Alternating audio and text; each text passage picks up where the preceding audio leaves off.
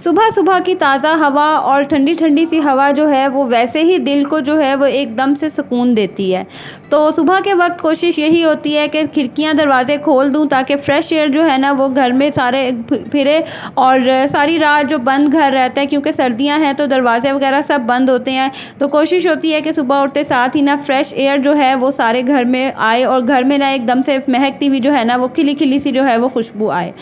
अस्सलाम वालेकुम एवरीवन, उम्मीद करती हूँ सब खैरियत से होंगे। मैं भी शुक्र अल्हम्दुलिल्लाह बिल्कुल ठीक ठाक हूँ। आज आपके साथ जो है एक डीप क्लीनिंग की वीडियो लेके आई हूँ।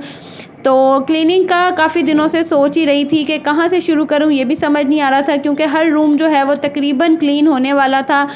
डेली बेसिस पे तो क्लीनिंग होती रहती है, लेकिन वो जो एक डीप क्लीनिंग होती है ना वो करने का मुझे काफ़ी दिनों से दिल था मेरा, लेकिन बच्चों के एग्ज़ाम्स थे और एग्ज़ाम्स में तो इस तरह का काम यकीन करें पॉसिबल नहीं होता। तो फाइनली बच्चों के एग्ज़ाम्स जो हैं वो ख़त्म हो गए हैं और मैंने जो क्लीनिंग का काम शुरू किया वो सबसे पहले किया अपने किचन से।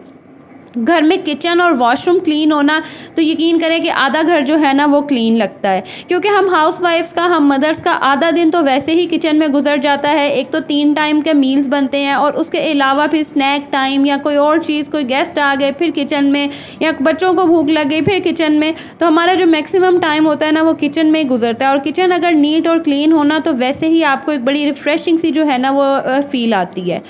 तो सबसे पहले मैंने ये रैक उतारा और इसको धोया, क्योंकि काफ़ी दिन हो गए थे ये ना वॉश होने वाला था। तो बर्तन मैंने अभी नहीं धोए थे, नाश्ता वगैरह बच्चे कर ही रहे थे। मैंने तब तक जो है ना ये रैक वॉश कर लिया। मैंने कहा ये ड्राई हो जाएगा, फिर इसमें जो है बर्तन धो के मैं लगा दूँगी। तो फिर मैंने ये रैक वॉश करने के बाद सबसे पहला काम बर्तनों वगैरह को धोया और उनको मैंने रख दिया, ताकि जितनी देर में मैं डीप क्लीनिंग करूँ किचन की तो ये जो बर्तन होंगे ना वो ड्राई हो जाएंगे। फिर उसके बाद मैंने जो ये कैबिनेट्स हैं इन पे अच्छे से जो है ना वो गीला कपड़ा करके मारा, क्योंकि वैसे डेली बेसिस पे साफ़ होते रहते हैं तो इतने डर्टी नहीं थे। अगर मुझे लगे ना कि थोड़े से हैं तो मैं थोड़ा सा जो है ना ये बर्तन धोने वाला साबुन होता है ना वो इसी कपड़े पे लगा के ना उससे वॉश कर लेती हूँ, क्योंकि वो जो है ना वो एंटी ग्रीस ही होता है, उससे बड़ी अच्छी जो है ना अच्छे से ग्रीस साफ़ हो जाती है।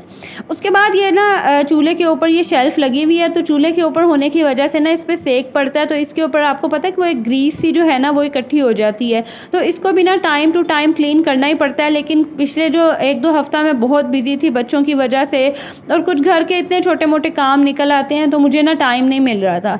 वो मैंने क्लीन किया और उसके बाद जो ये मेन ऊपर का शेल्फ़ है ना ये भी क्लीन होने वाला था। अच्छा, इस वीडियो के बाद ना इंशाल्लाह आप लोगों को किचन टूर की वीडियो मिलेगी, वहाँ पे आपको ना प्रॉपर मेरा जो किचन है ना वो सही से नज़र आ जाएगा। तो फ़िलहाल जो है ना वो डीप क्लीनिंग कर लेते हैं, ताकि जब टूर दूँ तो फिर साफ़ सुथरा सा जो है ना वो किचन हो। तो यहाँ पे जो है ना ये आप देख ही सकते हैं अच्छी खासी यहाँ पे भी डस्ट इकट्ठी हो गई थी। हालांकि ये डेली बेसिस पे खुलता है, यहाँ से चीज़ें उठाई जाती हैं, रखी जाती हैं, लेकिन हमारे पाकिस्तान में तो डस्ट यकीन करें बस इकट्ठी ऐसे होती है ना कि अगर आप सुबह भी डस्टिंग करें ना तो शाम को दोबारा जो है ना वहाँ पे मिट्टी होगी। तो ये जो आपको डार्क ब्राउन सा शेड नज़र आ रहा है ना, ये मैंने एडहेसिव शीट्स लगाई हुई हैं और काफ़ी देर हो गई है मुझे, जब का मैंने किचन बनाया मुझे 1 साल हो गया, ये मैंने तब की लगाई हुई है और बहुत ही ना ये ज़बरदस्त जा रही हैं। और मैंने ना ये दराज से ही ऑनलाइन ही मंगवाई थी, तो मुझे पहले बड़ा डर था कि पता नहीं है ठीक होंगी कि नहीं, लेकिन बड़ा ज़बरदस्त जो है ना इनका रिज़ल्ट है कि मैं यहाँ पर बर्तन रखती हूँ, पॉट्स वगैरह रखती हूँ, तो ज़रा से भी इन पर ना स्क्रैच है ना ही ये ख़राब हुई है।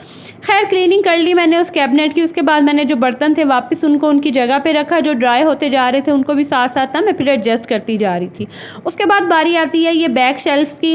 क्योंकि किचन जो है ना वो छोटा सा है, छोटी सी शेल्फ़ है, तो कुकिंग वगैरह करते हुए या किचन वैसे ही यूज़ करते हुए ना यहाँ पर भी अक्सर जो है ना वो स्टेन्स वगैरह लग जाते हैं और निशान पड़ जाते हैं। छोटा बेटा बैठता है तो वो गंदे हाथ लगा देता है, ये खुद के लग जाते हैं ना, तो इनको भी मैंने अच्छे से क्लीन कर लिया। चूल्हे के पीछे से जो है वहाँ से भी क्लीन कर लिया, यहाँ से भी क्लीन कर लिया। तो ये जो शेल्फ थी ना ऊपर नीचे ऊपर वाली सारी जो है ना वो अच्छे से क्लीन हो गई थी।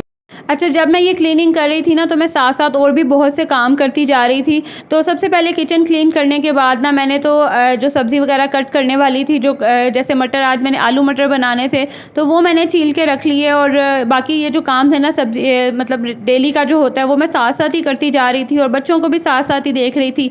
तो जब भी डीप क्लीनिंग होती है ना वो एक मतलब आप ये कह लें कि 1 घंटा लगाया और क्लीनिंग हो गई, 2 घंटे, ऐसा नहीं होता।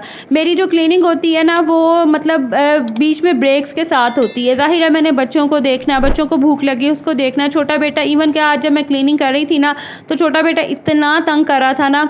आजकल ना उसको वो एक बच्चों की स्टेज नहीं आती है जिसमें बच्चों को सेपरेशन एंग्जाइटी हो जाती है, कुछ वही हुई हुई है इसके साथ। और ये कहता है कि बस मुझे हर वक्त जो है ना मम्मा उठा के रखें, अपनी गोद में रखें, गोद में नहीं तो बस अपने पास बिठा के रखें, कि उसे ना बस मेरी मौजूदगी हर जगह पे चाहिए। तो ये भी एक बच्चों का फ़ेज़ होता है, उनकी जो एज है ना अपनी एज के हिसाब से बच्चों को डिफरेंट फेजेस आते हैं, बस उन्हीं एक फ़ेज़ से आजकल ना मैं गुज़र रही हूँ। खैर अभी आप आगे देखेंगे कि जब मैंने खाना रखने लगी थी तो मुझे जो है ना वो क्या सरप्राइज़ मिला था, यकीन करें मैं खुद एकदम शॉक हो गई थी। वो मैं अभी आपके साथ शेयर करती हूँ।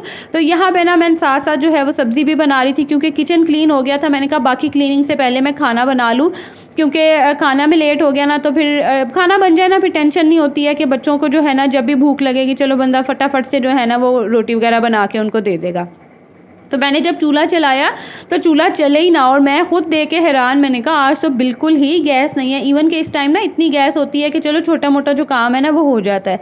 तो फिर मैंने प्याज़ों को चढ़ा दिया पानी डाल के थोड़ी देर के लिए, मैंने कहा ये सॉफ्ट हो जाएंगे। अच्छा जब मैंने ग्रेवी वाला सालन बनाना हो ना तो फिर मैं ना इसी तरह प्याज़ों को सॉफ्ट कर लेती हूँ।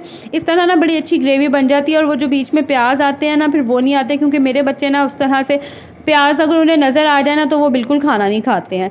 और दूसरी तरफ जो है ना मैंने यहाँ पे रखा हुआ है देसी घी। अच्छा ये जो मैंने प्याज रखे थे ना तब तो गैस बहुत कम थी, लेकिन जब फिर मैंने कुकिंग वगैरह शुरू की फिर मैंने ख़त्म कर दिया इसको। मैंने कहा गैस तो है नहीं, फ़ायदा कोई नहीं। तो फिर जब गैस थोड़ी तेज़ होगी ना फिर मैं बाकी काम करूँगी। तो दूसरी ये अभी जो मैंने आपको क्लिप दिखाया ना ये तब का था जब गैस आ गई थी। तो दूसरी तरफ जो है ना आज मैंने जो दूसरा काम किया वो मैंने ना ये कारपेट क्लीन किया। इसको मैंने थोड़ा सा पहले ही वॉश किया था, और मेरी ना आज बिल्कुल मूड नहीं था कि मैं ना इसको दोबारा से वॉश करूं।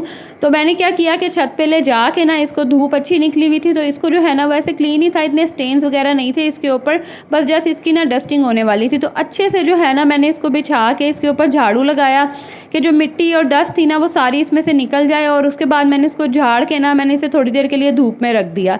अच्छा पता नहीं क्यों मुझे एक वहम सा ही होता है कि मैं जैसे कपड़े भी निकालती हूँ ना सर्दियों गर्मियों के, उनको भी धूप लगवाती हूँ, या कोई बच्चों के कपड़े वगैरह हो ना तो मेरी कोशिश होती है कि मैं ना उनको अच्छे से ना धूप लगवा दूँ।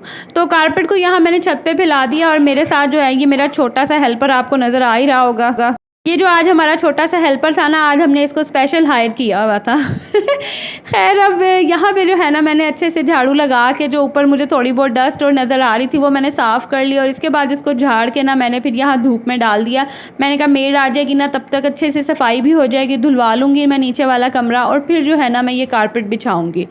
तो मेरे से ज़्यादा तो आज इस छोटे से हेल्पर ने मुझे लगता है काम किया। आप देख ही सकते हैं बेचारे की हालत काम कर करके इतना थक गया था कि फिर इसको मैंने नीचे ले जाके सबसे पहले नहलाया, और उसके बाद जो है ना फिर ये सो गया था, और बाकी का काम जो है ना फिर मैंने तब किया था।